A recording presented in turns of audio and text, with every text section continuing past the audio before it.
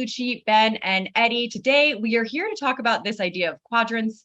And I'm going to throw it over to Eddie right now because I am not an expert in this area at all. So over to you, Eddie, to talk more about quadrants. Okay, I'm Eddie. I'm going to pretend to be an expert in this area for about 2 minutes while I explain it. Quadrants are within integral theory, probably the thing that's nearest and dearest to me because it was my first point of contact, right? So I got introduced to it while researching leadership and leadership theories.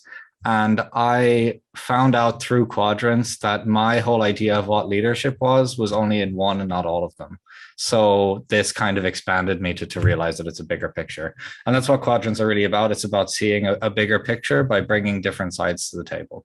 So the main idea is that there are these, four parts, these two axes, interior and exterior, individuals and groups. And most ways of understanding things come through one of these four areas, and most things are represented in all four areas. Hard to talk about it without an example. If we talk about leadership, we can see how leadership can be, seen in structures and in organizational charts. That leadership is kind of a program where we have managers who lead an assigned team of people. There is more than enough stuff about leadership behaviors on the top right in this individual exterior kind of behavior side, which is, these books that say if you want to be a leader, you have to have a hustle millionaire morning routine where you drink a smoothie and run 10 miles. There's enough about this leadership mindset, which would be these thoughts and feelings, right? This interior individual, it's just what you believe as a person. So it's, you have to have a courageous heart or whatever, right? You need to be someone who has a lot of empathy, for example, would be one of these thoughts and feelings.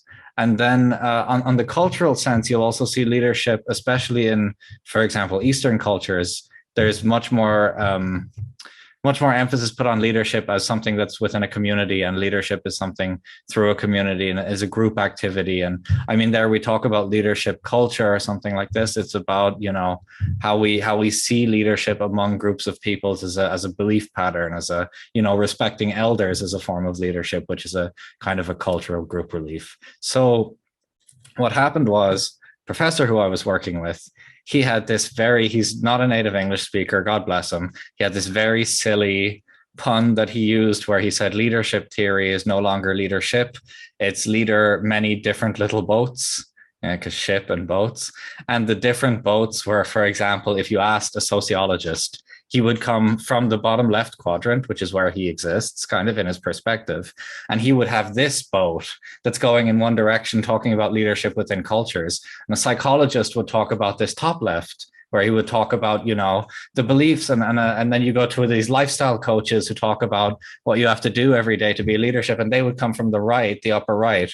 So what we found was that generally, and this is a phenomenon, not just in leadership, but in a lot of different areas, you will find different areas of research and different perspectives coming at certain topics. And usually they will come from each of these four quadrants, and they're always there. And the idea here was that if you want to have a real integral view, and if you want to have integral leadership and bring the ship back together from the many boats, we need to combine these four quadrants and realize that they're all interacting with each other. And no idea or no analysis of this is what it is there unless we've kind of married these four, looked at it from all four perspectives. And in your personal view of things, you can use it like hold-ons as a kind of a double check where you say, am I analyzing this from all four places? Have I hit all four of my boxes? And how do I bring them all together, and how they're interacting with each other? Eddie, do some people identify with a certain one perspective, or maybe like half of the quadrants over others? Okay, so the one thing I noticed was that there's a mix, right? I've interviewed a lot of different people with different varying leadership backgrounds, varying leadership experience. And I have seen people who are, let's say, leading in each quadrant.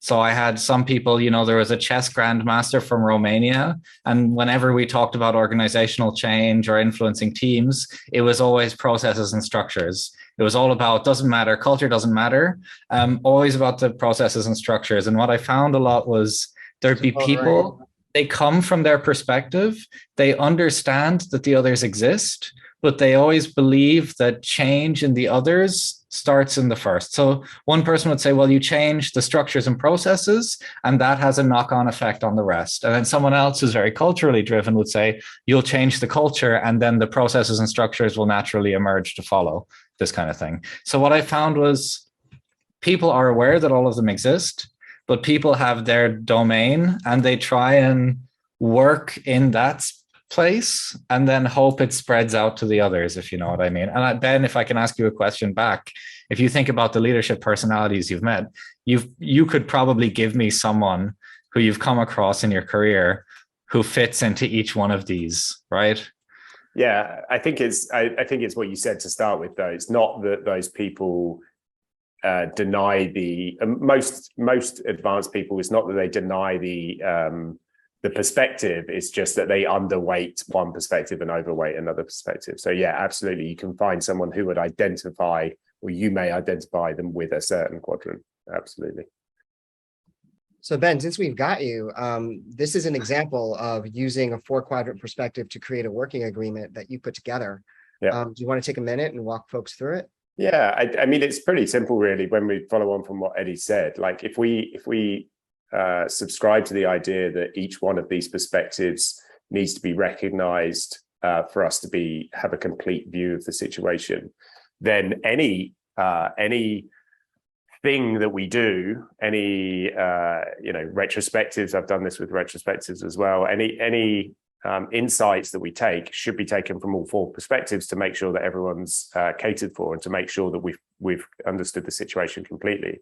So this is an example of a working agreement. Many teams have working agreements. Some focus on making sure your phone is away and they're very right-hand side, and others less so, but some focus on the left-hand side, more about culture and personality and relationships.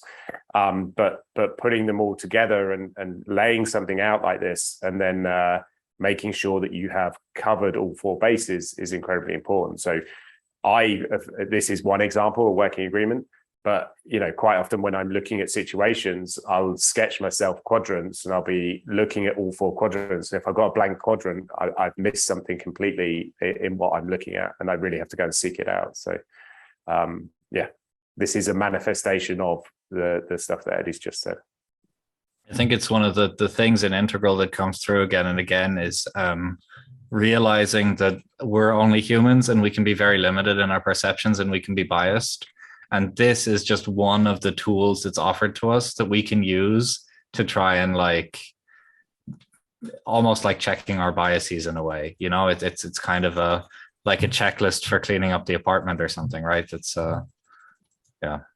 Yeah, I have to say, and personally, I've used this more to understand my own deficiencies, or where I know that I heavily am leaning towards the left side, very much more like feeling and energy oriented. And I am aware that I lack enthusiasm for the right side. So I've actively worked on that. And it has given me a new appreciation and just for an understanding of where I might be lacking and where I know I need to try a little harder, because the left side comes so naturally to me, whereas the right side feels way more of an arduous effort.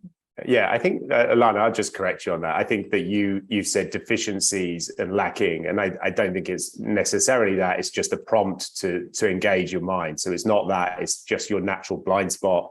You open up and say, okay, I shine the light in that direction, and all of a sudden you've got 100 things in that perspective. So it's just, for me, it's not a judgment of someone is fully loaded on one side or another. It's more like a spatial checklist to say, remember to think about this quadrant. Yeah, it's a tendency, right? More than it's a deficiency or something. It's not that you're unable to understand the right side. It's just that you tend more towards left. Yeah. It definitely has brought more awareness to just how I operate in the world and what my attention naturally goes to versus where maybe I'm not as prone to. So it's been super helpful that way. Thank you so much, Eddie. That was awesome. Really good stuff. And thank you everyone for your input. We'd love to know what you think in the comments below. If you have any questions, thoughts, comments, we'd love to hear from you. Thank you so much for joining us today. Lior, Lucci, Ben, Eddie, we will see you next time.